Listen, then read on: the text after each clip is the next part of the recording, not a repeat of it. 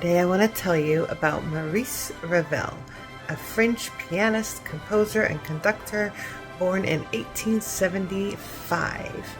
Now, his dad was an engineer and a very successful and well-educated engineer, and this is important because it's a big part of his life. And his dad loved him and his brother and took him to the factories and all different places where he made inventions and showed him all these mechanical things, and Ravel was obsessed with it. Now, didn't completely understand it and didn't love it the way his dad did, but actually was obsessed with all that mechanical stuff after all. But he himself was very musical. His family wasn't, but boy, did they love and appreciate music. So by the time he was 7, he got to learn how to play piano. He was very good. He had a great ear for music and a good understanding for music, and he ended up going to the Paris Conservatory.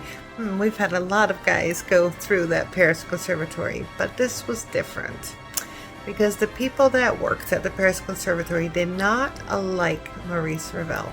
They did not like him one bit. He had his own ideas. He was trying to innovate and think out of the box, and they were not innovator kind of people. So some of them even refused to teach him, which I think is pretty not nice.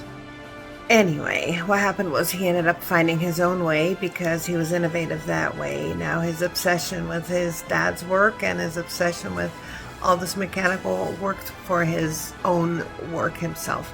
He ended up composing very similar to how an engineer works. He would make a structure, and he always did it for the piano first because he had a best understanding, because that was his main primary instrument.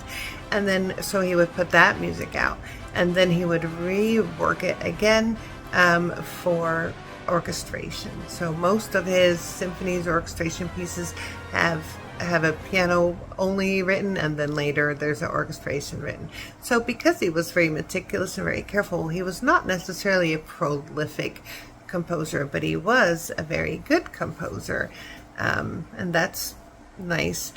Going along with the machinery and the understanding of modernism in that way, he was one of the first in the 1920s to really embrace recording. So we actually have recordings of his works very early on, like in the 1920s, because he thought that was a good idea, and it was a good idea.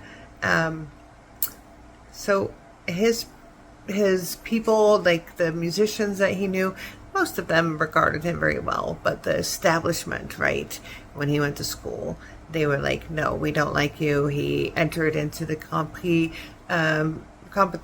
and they wouldn't even take his stuff. They looked down on him. But despite all that, despite those in charge looking down on him and having issues with him for I don't know what reason, in his life, during his lifetime, he was regarded as one of the greatest living composers. So there, you establishment. So they will always listen to people that might appear to be in the know, because maybe you have a new idea that's just as good or better. Go listen to some Maurice Ravel.